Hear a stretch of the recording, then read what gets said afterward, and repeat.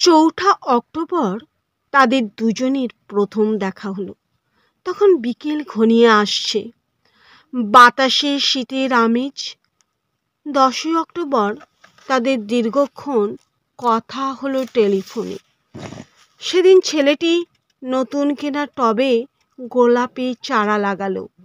30শে October রেস্টুরেন্টের নিরালার কেবিনে ছেলেটি বলল, তোমাকে আমি ভালোবাসি। মেয়েটির লজ্জায় মাথা নিচু করে টেবিলে আঁকিবুকি কাটল।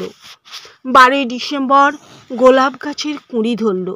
মেয়েটি রেস্টুরেন্টে ছেলেটিকে জিজ্ঞাসা করলো, কেন ভালোবাসো আমায়? তোমার চেয়েও সুন্দরী আছে কত। আমার বাবার প্রচুর অর্থ, তাই। তোমার বাবার চেয়েও বড়লোক এখানে কম আছে। তাহলে ভালোবাসি ভালোবাসি, তার আবার কারণ হয় নাকি? মেয়েটি বাড়ি ফিরে বন্ধুদের সঙ্গে টেলিফোনে অনেক আলোচনা করলো। সবাই এক বাক্যে বুঝিয়ে দিল, ভালো যখন বাসে তখন একটা কিছু কারণ তো আছে বটেই, সেটা না বুঝে বেশি এগোস না। 23 জানুয়ারি মেয়েটি বলল, আমার কাছে কি চাও? কই, চাইনি তো কিছু। ভালোবাসো অথচ চাও না?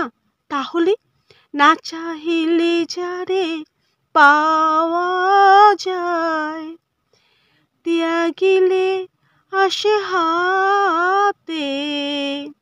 এ তো গান, শুধুই গান, তাছাড়া কি?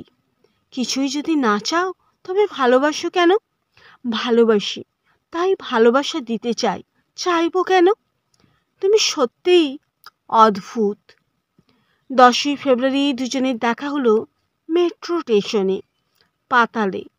ছেলেটি বলল, আমি কাল সারা রাত বাঁশি বাজিয়েছি। সারা রাত সেই সুরের মায়াবী আলোয় তুমি নাচছিলে, অসামান্য অনন্যা সে নাচ। ধ্যাত, কাল সারা রাত আমি ঘুমিয়েছি, আমি কিন্তু তোমার নাচই দেখে গেছি সারা রাত। তোমার বাঁশি একদিন শুনতে হবে। 12ই মার্চ ছেলেটি বাঁশি বাজালো, মেয়েটি শুনল। সময় থমকে রইল অনেকক্ষণ।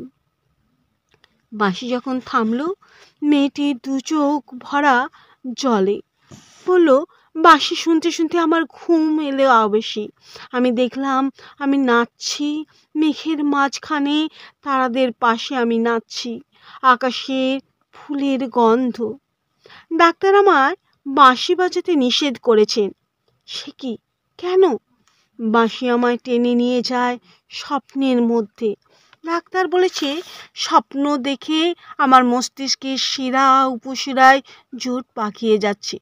তাহলে ভাবছি। 16ই এপ্রিল মেয়েটি বলল, আমার বন্ধুরা বলেছে তুমি খুবই ভালো, অসাধারণ, কিন্তু তুমি সৃষ্টি ছাড়া। তোমার স্বপ্ন সব অর্থহীন। আমি জানি। স্বপ্ন টপ্ন ছেড়ে দিতে পারো না তুমি। না, তাহলে তুমি তো আমাকে হারাবে। তোমায় পাইনি তো কখনো। 5ই মে ছেলেটির মস্তিষ্কে অপারেশন হলো। একটু সুস্থ হতে মেয়েটি এসে বলল, ভালো আছো তো? এখন আর স্বপ্ন দেখছো না তো? দেখছি, আরো সুন্দর সব স্বপ্ন। তাহলে তো দেখছি অপারেশনটা আদৌ সফল হয়নি। বাড়ি ফিরে বন্ধুদের ফোন করলো মেয়েটি। বন্ধুরা এক বাক্যে বলল, বাঁশি বাজানো, স্বপ্ন দেখা সবই ব্যাকডেটেড, সৃষ্টি ছাড়া। তুই আর লোক পেলি না? তুই এত রূপসী, তোর এত উজ্জ্বল প্রসপেক্ট। ভালো যদি চাস তাহলে শিগগিরই বিয়ে করে ফেল তোর দাদার বন্ধুকে। উনি তো শুনলাম ক্যানাডায় সেটেল করবেন।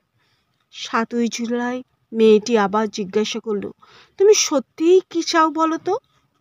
তুমি আরও সার্থক, আরও সুন্দর হয়ে ওঠো, ব্যাস, আর কিছু না। আর চাই স্বপ্ন দেখতে। ও, স্বপ্ন তাহলে তুমি ছাড়তে পারবে না, না? তাহলে থাকো তুমি স্বপ্ন নিয়ে। 12ই আগস্ট গোলাপ গাছের ফুল ফুটলো অনেক। সেদিন দুপুরে ছেলেটি মস্তিষ্কে আবার অপারেশন হলো।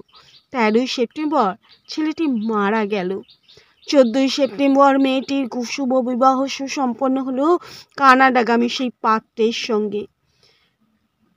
20 সেপ্টেম্বর গোলাপ গাছটি হঠাৎ ঝড়ে উপড়ে গেল। সেদিন সন্ধ্যায় বিমানে মেয়েটি হানিমুনে গেল। যাবার আগে বন্ধুদের বলে গেল, স্বপ্নের চেয়ে বাস্তব অনেক ভালো, অনেক মধুর। স্বপ্ন দেখে কেবল বোকারা। 4 অক্টোবর ছেলেটির মা ঝরে পড়া গোলাপ গাছটিকে সযত্নে তুলে ফেলে দিলেন।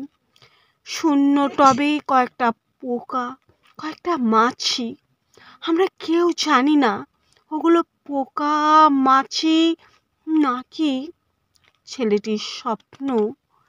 আমরা ঠিক জানি না, আমরা কেউ জানি না।